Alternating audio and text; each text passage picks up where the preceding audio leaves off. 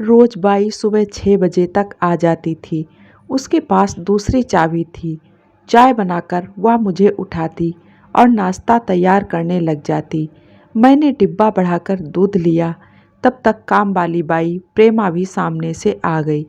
मैं उसे देर से आने पर बहुत कुछ कहना चाहती थी, पर डर था कि कहीं वापस न चली जाए।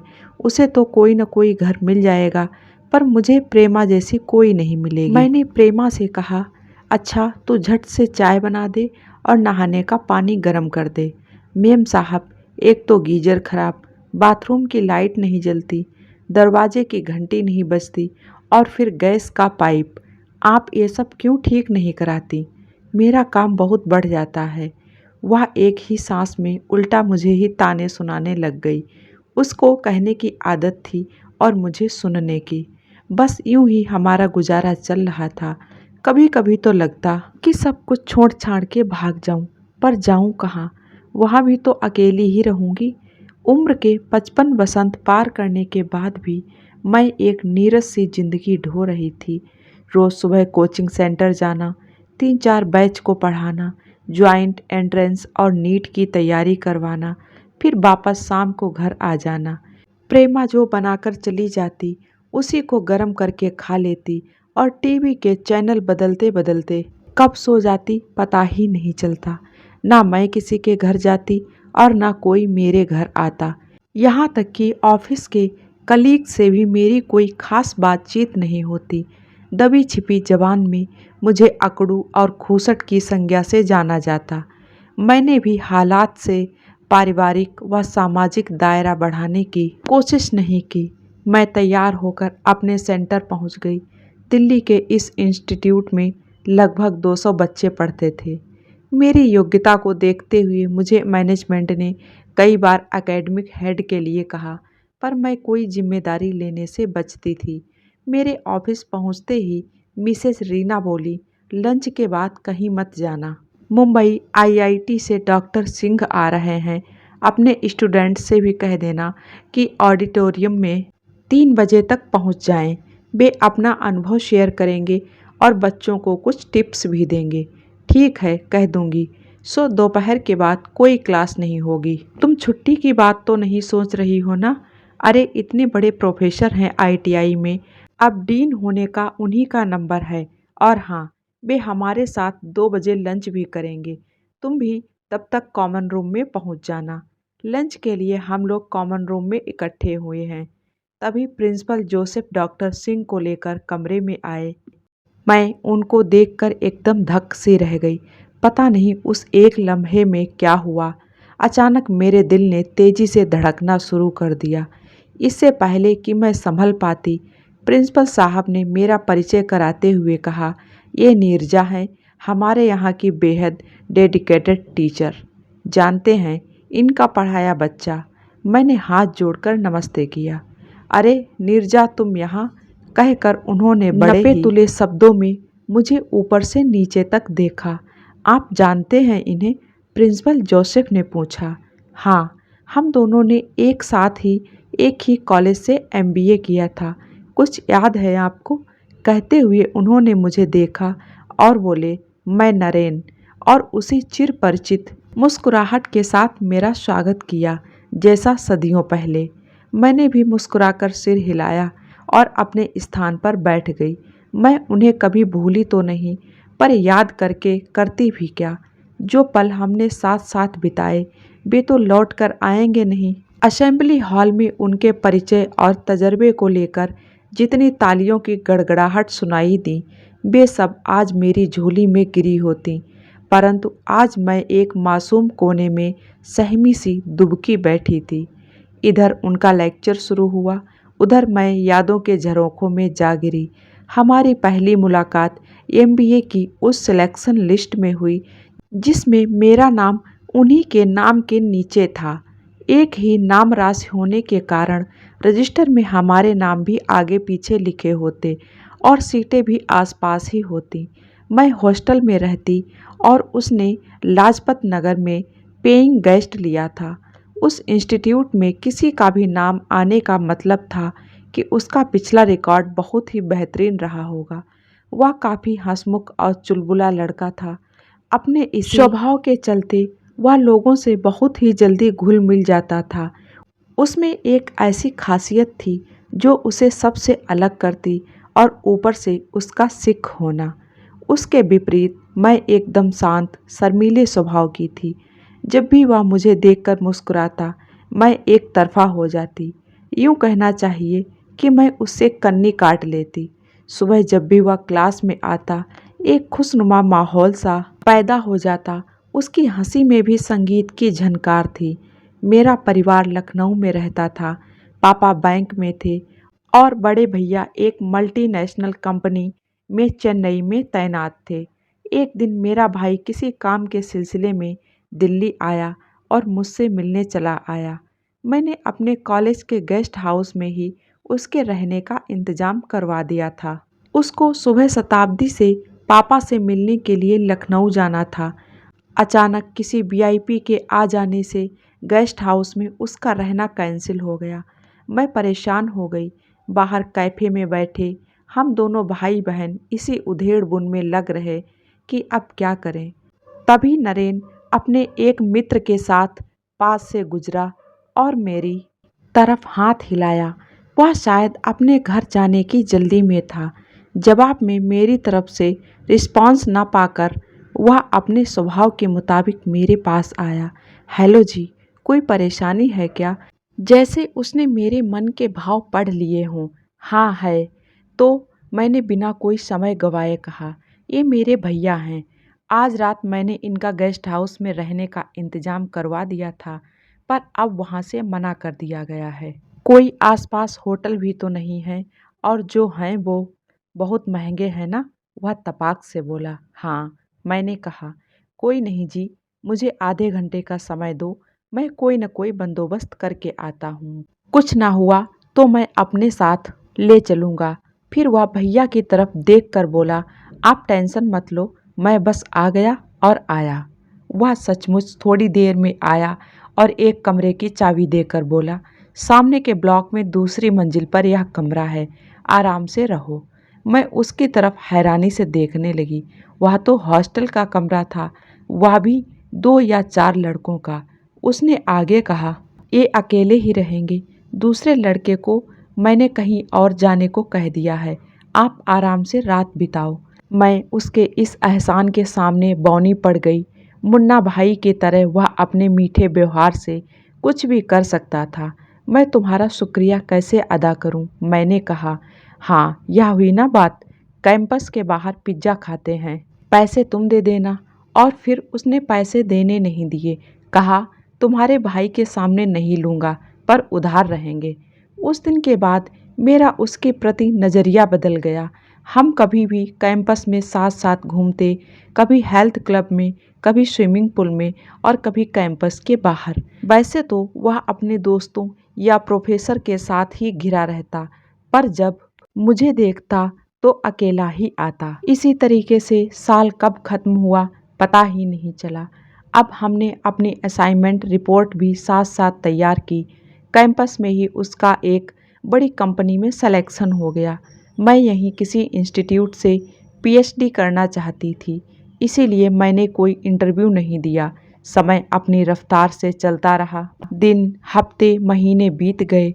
उससे बिछुड़ने का दर्द मुझे भीतर से खाए जा रहा था। उसके मन में क्या था यह मैं कैसे जान सकती थी। हम उसकी दहलीज को भी पार कर चुके थे, जिसे बचपना कहते हैं, जहाँ जीने मरने की कस्में खाई जाती थीं। ना वह मेरे लिए रुक सकता था और ना मैं उसके साथ जा सकती थी। एक दिन मैंने उसके सामने अपना दिल खोलकर रख दिया। अब तो तुम यहाँ से चले जाओगे, मेरा तुम्हारे बिना दिल कैसे लगेगा? फिर सवालिया लहजे में उसने कहा, या तो मुझे अपने साथ ले चलो या यहीं रह जाओ। मैं रो सी पड़ी थी। इन दोनों सूरतों में हमें एक काम तो करना ही पड़ेगा। उसने अपनी बात रखी। क्या? मैंने जानना चाहा। शादी, तुम तैयार हो क्या? उसने बिना किसी हिचकिचाहट से कहा। वह इतनी जल्दी इस नतीजे पर पहुंच जाएगा मैंने कभी भी नहीं सोचा था। मैं तो चाहती हूँ। मैंने भी कोई बिना समय गंवाए बेवाक कह दिया। मम्मी को थोड़ा मनाना पड़ेगा, वे पुराने रीति रिवाजों को आज भी मानती हैं, पर पापा और भैया तो मान जाएंगे। और तुम्हारे घर वाले? ओ जी, हमारे यहाँ ऐसा कोई चक्कर नहीं है। मेरी बहन तो एक बंगाली लड़के को पसंद करती थी, बाद में वह खुद ही पीछे हट गया। हम पहले हिंदू हैं, बाद में सिख। उस दिन पहली बार मैंने जाना कि वह भी मुझे उतना ही चाहता है जितना मैं जिस बात को घुमा फिरा कर पूछना चाहती थी, उसने खुले दिल से कह दिया। उसकी ऐसी बात उसे दूसरों से अलग करती थी। अब तो मैं दिन रात उसी के ख्यालों में डूबी रहती और खुली आंखों से सपने देखती। घर पर वही हुआ जिसका मुझे डर था। जिन मम्मी पापा पर मुझे भरोसा था, उन्होंने ही मेरा भरोसा तोड़ दिया। इस मिलन से साफ साफ इनकार कर दिया। इतना ही नहीं, मुझे सख्त हिदायतें दी कि अगर पीएचडी करना है तो घर पर रहकर करो। घर वालों का विरोध करने का जो साहस होना चाहिए था, उसकी मुझ में कमी थी। मैं खामोश हो गई। क्या करती? मैं तब तक उन पर बोझ थी। काश उस दिन कहीं से विरोध करने की हिम्मत जुटा पाती तो आज जिंदगी कुछ और होती। उस दिन मैं उसे स्टेशन तक छोड़ने आई। वह मेरी जिंदगी का बेहद ही गम भरा पल था। मेरी हालत उस पक्षी की जैसी थी जिसे पता था कि उसके पंख अब कटने ही वाले हैं। पहली बार मैंने उसकी आंखों में आंसू देखे। मैं यह भी नहीं कह सकती थी कि फिर मिलेंगे। मैं उसे बस देखती ही जा रही थी। एक बार तो हुआ कि उसके साथ गाड़ी में बैठकर भाग ही जाऊं, पर ऐसा सिर्फ फिल्मों में होता है। काश मैंने उस दिन अपनी भावनाओं को दबाया ना होता और हिम्मत से काम लेती। उसका हाथ मेरे हाथ में था। मेरे हाथ पांव ठंडे पड़ने लगे और सांसें उखड़ने लगीं। जाते जाते मैंने उससे कहा, फ़ोन करते रहना, पता नहीं ज़िंदगी में दोबारा तुम्हें देख भी पाऊंगी या नहीं। क्या होगा फ़ोन करके, कहकर उसने मेरा हाथ छुड़ा लिया। गाड़ी चल पड़ी। विदाई के लिए ना तो हाथ उठे ना होंठ हिले और सब कुछ एक पल में ही खत्म हो गया। उसके बाद तो ना उसने कोई फ़ोन किया और ना मैंने। मैं भरे गले से वापस लखनऊ आ गई। घर वालों की अनदेखी ने मुझे बागी बना दिया। बात बात पर मैं तुनक पड़ती। बस समय यूं ही घसीटता जा रहा था और आज अचानक ही अपने चिर परिचित अंदाज में उसने कहा, मैं नरेन, पहचाना मुझे? ऑडिटोरियम में तालियों की तेज गड़गड़ाहट से मैं भूत से वर्तमान में आ गिरी। वह सारी वाहवाही लूटे जा रहा था और मैं कोने में चेहरे पर बनावटी मुस्कुराहट लिए उसे देखे जा रही थी। अपने हाथ में ढेर सारी फूल मालाएं लादे वह मंच पर बैठा था। उससे नजरें मिलाने की हिम्मत मुझ में नहीं थी। कुछ ही पलों में वह भीड़ में से रास्ता बनाते हुए मेरे पास आकर धीरे से बोला, मैं कल सुबह वापस चला जाऊंगा। तुम चाहो तो अपने पिज्ज़ा का उधार आज चुका सकती हो। याद है ना तुम्हारे भैया के साथ? मैं एकदम पिघल सी गई। बड़ी मुश्किल से अपनी रुलाई को छिपा लिया। इससे पहले कि वह मुझे रोता हुआ देख ले, मैंने सिर झुकाया और पर्स में से अपना कार्ड उसे थमाते हुए कहा, जब फुर्सत हो तो फ़ोन कर लेना, मैं आ जाऊंगी। कुछ सोचकर वह बोला, चलो कॉफ़ी होम में मिलते हैं आधे घंटे बाद। तुम्हें कोई परेशानी तो नहीं? मेरा मतलब घर पर। ना, नहीं कहकर मैं वहाँ से चल दी। मैं कॉफ़ी का कप लेकर उसी नीम के पेड़ के नीचे बैठ गई जहाँ कभी हम उसके साथ बैठा करते थे। फिर हम रीगल सिनेमा में पिक्चर देखते और 8 बजे से पहले मैं हॉस्टल वापस आ जाती। अब ना वह रीगल हॉल रहा, ना वे दिन। मैं पुरानी यादों में खोई रही और इतना खो गई कि नरेन के आने का मुझे पता ही ना चला। मुझे मालूम था कि तुम यहीं मिलोगी। मेरे पास आकर बैठ गया और बोला, आज जब से मैंने तुमको देखा है, बस तुम्हारे ही बारे में सोचता रहा और यह बात मेरे जहन से उतर नहीं रही कि एमबीए करने के बाद भी तुम इस छोटे से इंस्टीट्यूट में पढ़ाती होंगी। मैं तो समझता था कि किसी बड़े कॉलेज में प्रिंसिपल रही होंगी या किसी मल्टीनेशनल कंपनी में डायरेक्टर, है ना? मैंने बात काट कर कहा, नरेन, जिंदगी वैसी नहीं चलती जैसा हम सोचते हैं। अच्छा, अब फिलोसफल की बातें छोड़ो और कुछ अपने बारे में बताओ। कहाँ रहती हो? घर पर कौन कौन है? कहकर वह मुस्कुराने लगा। वह आज भी बिल्कुल वैसा ही था जैसा पहले। मेरी राम कहानी तो 4 लाइनों में समाप्त हो जाएगी। तुम तो बिल्कुल भी नहीं बदले। कहो क्या चल रहा है? ओ जी मेरा क्या है? मुंबई गया तो बस वहीं का होकर रह गया। सेठों की नौकरी पसंद नहीं आई तो मैंने आईआईटी से पीएचडी कर ली, फिर वहीं प्रोफेसर हो गया और अब वाइस प्रिंसिपल हूँ। और परिवार में? मैंने धड़कते दिल से पूछा। एक बेटा है जो जर्मनी में पढ़ रहा है। पापा नहीं रहे, मम्मी मेरे पास ही रहती हैं। वाइफ एक कॉलेज में लेक्चरर है। बस बड़ी खुशनुमा जिंदगी जी रहे हैं। तब तक वेटर आ गया। उसने मेरे लिए बर्गर और अपने लिए एक सैंडविच का ऑर्डर दे दिया। तुम अब तक मेरी पसंद नहीं भूले? मैंने संजीदा होकर पूछा। मेरी याद कभी नहीं आई। उसने मेरे हाथ पर अपना हाथ रखकर धीरे से कहा, उन लम्हों की चर्चा हम ना करें तो अच्छा है। जिंदगी वैसी नहीं है जैसा हम चाहते हैं। लाख रुकावट आए, वह अपना रास्ता खुद ब खुद चुनती रहती हैं। हमारा उस पर कोई अख्तियार नहीं है। पपड़ी पड़े घावों को ना ही कुरेदो तो अच्छा है। फिर वह एक ठंडी सांस भरकर बोला, छोड़ो यह सब, अपनी सुनाओ। और सब ठीक है ना? क्या ठीक हूँ? बस ठीक ही समझो। क्या बताऊँ? कुछ बताने लायक है ही नहीं। क्या मतलब? इतना रूखा सा जवाब क्यों दे रही हो? वह चौंका। तुमसे शादी नहीं होने दी और घर वाले मेरे लिए कोई घरवर तलाश नहीं कर पाए। लखनऊ से पीएचडी करने की हसरत भी मन में ही रह गई। एक तरह से मेरा कुछ भी करने का मन नहीं करता था। उन दिनों कई अच्छे अच्छे कॉलेजों और कंपनियों से ऑफर आए, परंतु मैं माता पिता को अकेला छोड़कर जाना नहीं चाहती थी। उनके रिटायरमेंट के बाद उन्होंने वहीं रहने का फैसला लिया। मैंने भी वहीं नौकरी ढूंढ ली। मैं यह भूल गई थी कि कभी माता पिता भी बूढ़े होंगे। वे तो गुजर गए, उनको तो गुजरना ही था। माँ भाई के पास मुंबई चली गई। मैं अकेली वहाँ क्या करती? फिर दिल्ली में जो मिला उसी में ज़िंदगी बसर कर रही हूँ। 2 साल पहले माँ भी चली गईं और जाते जाते हमारा घर भी भैया भाभी के नाम कर गईं। मैंने जिन माँ बाप के लिए ज़िंदगी यूं ही गुजार दी, वे भी चल दिए और जिस घर को पराई नज़रों से बचाने में लगी रही, वह भी चला गया। ज़िंदगी में अब कुछ खोने के लिए बचा नहीं है। सब कुछ उद्देश्यहीन नज़र आता है। आज मानती हूँ गलती मेरी ही थी। मैंने अपने बारे में कभी सोचा ही नहीं। कभी यह ख्याल नहीं आया कि उनके बाद मेरा क्या होगा। मेरी तो सारी ज़िंदगी बेकार ही चली जाएगी। मेरा अब अपना कोई रहा ही नहीं। कहते कहते मेरे होंठ थम गए। बरसों की दबी रुलाई सिसकी में फूट पड़ी और मैं सिर ढककर रोने लगी। मैंने कसकर उसका हाथ पकड़ लिया। हम दोनों के बीच एक लंबा सन्नाटा सा पसर गया। थोड़ी देर में जी हल्का होने पर मैंने कहा, मैं हर कदम पर छली गई, कभी अपनों से तो कभी समय से।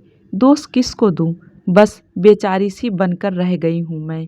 लंबी चुप्पी के बाद नरेन बोला, मैं तुम्हारे लिए कुछ कर सकता हूँ क्या?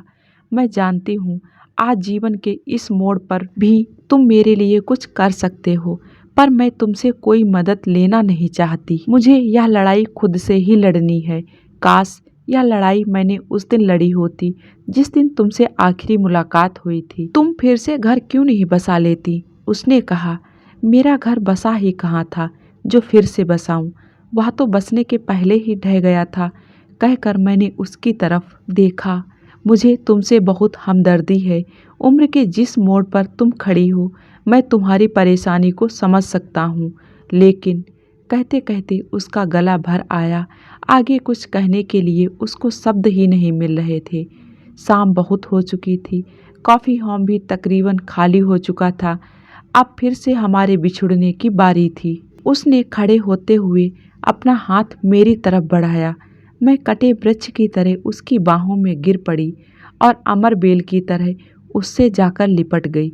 उसकी बाहों की कसावट को मैं महसूस कर रही थी और धीरे धीरे अपनी पकड़ को ढीली करके मूक बने हुए हम एक दूसरे से विदा हो गए। मेरी जबान ने एक बार फिर से मेरा साथ छोड़ दिया। फिर एक दिन सुबह सुबह उसका फ़ोन आया। मैं सेंटर जाने की तैयारी कर रही थी। वह बोला, सुनो, एक बहुत ही शानदार खबर है। मैंने तुम्हारे मतलब का एक काम ढूंढा है जिसमें तुम्हारा तजुर्बा बहुत काम आएगा। तुमने ढूंढा है तो ठीक ही होगा। मैंने कहा बताओ कब और कहाँ जाना है। बस मुंबई मत बुलाना। मैं मजाक नहीं कर रहा हूँ। मेरे एक जानने वाले का गुड़गांव के पास एक वृद्धाश्रम है। ऐसा वैसा नहीं, 5 स्टार फैसिलिटीज़ वाला है। वह खुद तो फ्रांस में रहता है, पर उसे आश्रम के लिए एक लेडी डायरेक्टर चाहिए। तुम्हें किसी तरीके की परेशानी नहीं होगी। मैंने हाँ कर दी है, इनकार मत करना। तुम चाहो तो 1 महीने की छुट्टी ले लो, ना पसंद आए तो यहीं वापस आ जाना। एक नई जिंदगी तो कभी भी शुरू की जा सकती है। उसकी बात में एक अपील थी, ठहराव था, एक अच्छे दोस्त और हमदर्द की तरह एक आदेश भी था। मैं अपना चेहरा अपने हाथों से छिपाकर रोने लगी। इसी अधिकार की भावना के लिए तो तरस गई थी। मन का एक छोटा सा कोना उसी का था और सदा उसी का रहेगा। उसकी यादों की मीठी छाँव में बैठने से कलेजे को आज भी ठंडक पहुंचती है। दोस्तों, मैं उम्मीद करती हूँ कि ये कहानी आप लोगों को पसंद आएगी। पसंद आए तो प्लीज़ वीडियो को एक लाइक कर दें, और हाँ, जो लोग मेरे चैनल पे नए हैं सब्सक्राइब करना बिल्कुल ना भूलें। मिलते हैं एक और नई कहानी के साथ में। Thank you.